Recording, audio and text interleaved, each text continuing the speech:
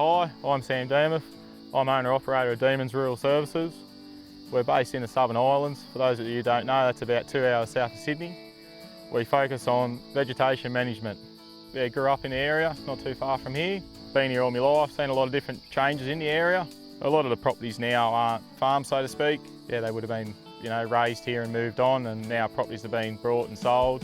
There's a lot of work, regrowth, general work around on these farm places to keep the upkeep. Typical job would be replacing a fence line, for instance sake. So fence is maybe 40 years old, it's completely covered in vegetation. So generally you'll go in and pull all the steel out, pull the fence line out, and then mulch the line. Got out of school pretty early because it wasn't really working out for me and prefer to get straight in the workforce. I thought I was missing out.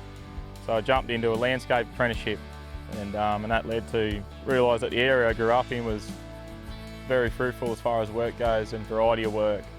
So I ended up with the Fecon FMX36, fantastic mulcher in every aspect. The simplicity and its ruggedness is second to none. That little mulcher there, you can't fathom, but actually weighs 400 kilos. When you're cutting something of substantial size, you feel the mulch start to bog down. Well, the mulch gets to a point, but then it won't physically stop. It'll just power on through. When you've equipped that with the right horsepower behind it, a high flow capable machine, that mulcher just keeps on thriving, and it's pretty much hard to store. It's the best of both worlds.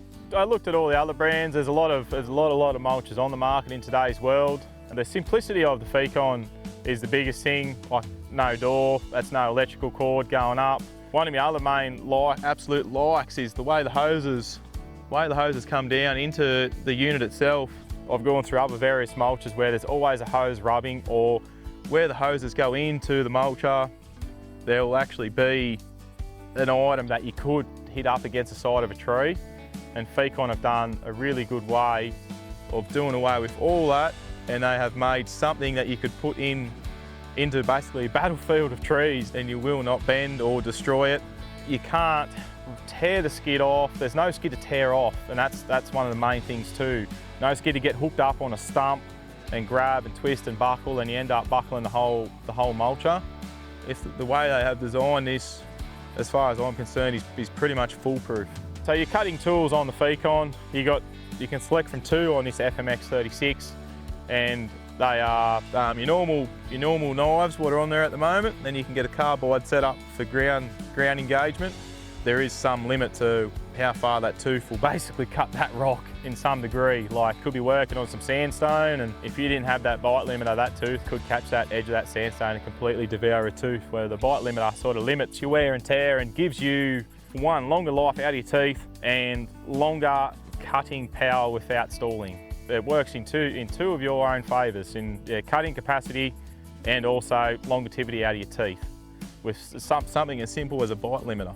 Fecon Australia, very simple to deal with, got fantastic sales and backed by fantastic customer service after sales. The standard Fecon live up to the mulcher reputation. It's as simple as that. They're as tough as the mulcher. I spend a lot of time sitting in my gear too, and I prefer to sit in something I enjoy sitting in. It does have a lot of creature features that other machines haven't got, particularly this Cat 309 with the high flow capabilities. There's not a machine on the market at the moment that would outperform it in the job applications that I've got for it. The 10-tonne machine sitting on a 15-tonne undercarriage, you're 2.5 metres wide, 3 metre long tracks. Stability is unbelievable. You can tell someone in America has actually taken time into building this thing. It's not just printed out and one part, made in another foreign country, then put together in another foreign country, then shipped back and rebranded. It's not like that at all. These things are hand built in the US, and you can clearly see by the welds on it. It's built with love, not with the machine. With what I've got now is more than satisfactory for the work level I can accommodate. And yeah, if I ever was to go bigger, I'd definitely be looking at another Fecon. Yeah, well, 33 now. Looking to go hard while I still can and make something out of nothing. So I can see myself hopefully expanding in the near future, maybe with the right operator or two. You slowly build up and build up and build up, and then you get to a point where you haven't got time for letdowns. When you're working a long way from home, you need good gear to be able to do the work and finish the job. So that's what you get with both these brands here, the Cat and the Fecon, is you get reliability. It's not easy, definitely not easy when you got, what have I got there? I've got 3 excavators, their poly track and a dump truck and a truck and a work car, and it's never easy. There's always something due for a service. Yeah, when you've got that many machines, unfortunately there's always something due for a service. There's always something that needs doing. It's not an easy task. There's more behind the scenes than what people think to do a job. Like, you turn up to a job with a machine ready to go. The client hasn't seen you load that machine on the truck at, it could be 4:30 or 5 o'clock in the morning, go to another job, pick an attachment up off another job, then go. There's a lot behind the scenes. Another main thing that people don't realise in today's world is there is a lot of technology changes, and things do change, and those that sort of get stuck in their ways will sort of end up still being stuck in their ways and not evolve to the current times and what people are chasing for work and what work's out there. Plenty of work out there, you just got to adapt. Recreation hobbies, got a couple of them. Normally fishing. Get in a boat and go, chase a few freshwater fish when the weather and the time permits, which time at the moment hasn't really permitted too much this year. Got a couple of runs in early in the year, and that's been about it. At the moment it's a lot more work and play time, but what you put into it's what you get out of it. So in the long run, I don't mind missing out a bit of play time to benefit from what I'm creating as I go. Find something you're happy to do and you're good at, because if you're not happy at doing it, you're never going to be good at it. You've got to enjoy what you're doing, you've got to have passion for it, otherwise you'll never succeed and it's just another job. Choose the right tool for the right job, choose the right machine for the right job. There's so many configurations out there now on the market, and you just got to pick one and run with it. Pick one that'll give you the support back, and that's the biggest thing.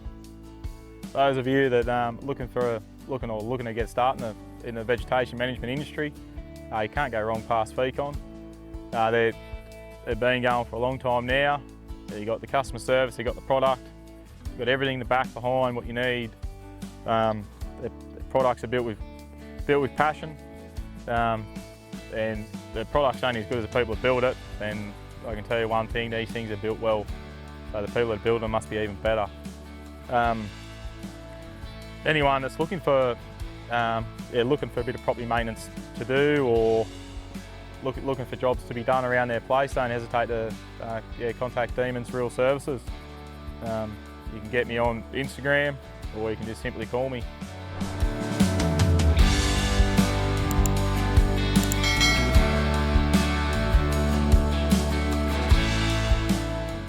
That is perfect.